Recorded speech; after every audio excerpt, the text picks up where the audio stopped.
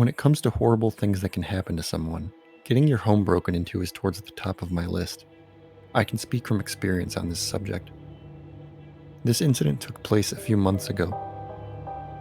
The day started out normal enough. After work, I came home, fixed myself something to eat, and sat on the couch. I sat in front of the TV and zoned out for a few hours. After that, I brought my dishes to the sink and went to the bathroom.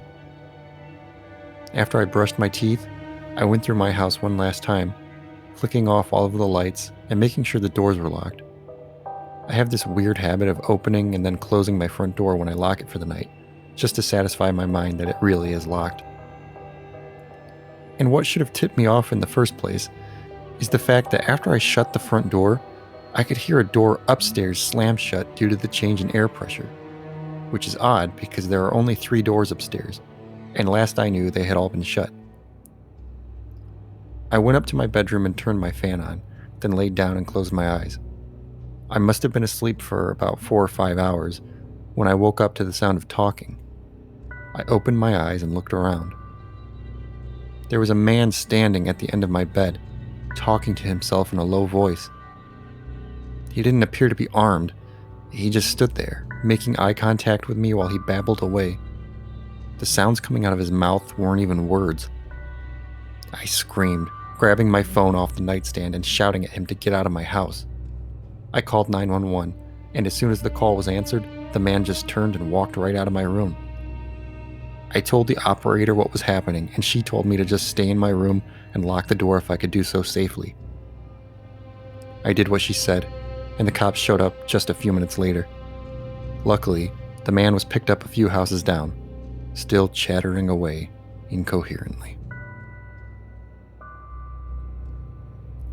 This story takes place last week. I'm a 21-year-old female. I rent a house in a quiet suburb with my roommate Ashley. The day of the incident, Ashley and I decided to go for a late jog. Ashley's a gym rat, so she usually goes running in the mornings before I even wake up. The only running I do is away from my problems, but I wanted to go with her on this particular night because there was a beautiful sunset and a nice breeze. We started out on our jog, heading through the neighborhood, but eventually getting into and through the woods near our place. There are some pretty nice trails that a lot of people hike on or ride their bikes through. I will admit, I was starting to get dizzy and a little out of breath, probably because I hadn't thought to eat anything before heading out. Smooth move, X-Lax, I thought to myself. Ash, you ready to head back? I asked between breaths. Ashley laughed and nodded. Yeah, I'm getting a little tired myself. I gave her a thumbs up and we headed back towards home, this time at a slower pace. When we finally got back inside, it looked like a tornado had ripped through our house. Papers were strewn about, my laptop was missing, even the TV was gone. I looked at Ashley and her mouth was just hanging wide open. We called the cops and they ended up coming out and taking a report of everything that was stolen, but neither Ashley or myself really have any hope of seeing it again.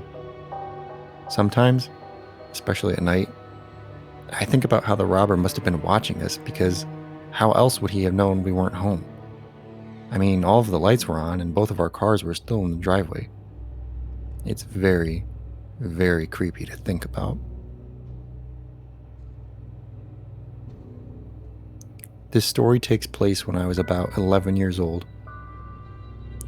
This story didn't happen directly to me, but I figure it's still worth telling. It was late afternoon and I was home with my mom and dad. We lived in a sketchy neighborhood and there was a lot of crime. I was playing some kind of computer game in the living room. My mom was upstairs in her bedroom and my dad was cooking dinner. Just a pretty normal night until there was a knock at the door. I wasn't really sure who could be knocking this late, but I got up and answered the door. The man that stood in the doorway must have been at least 6'5" and 250 pounds. Hello? I said.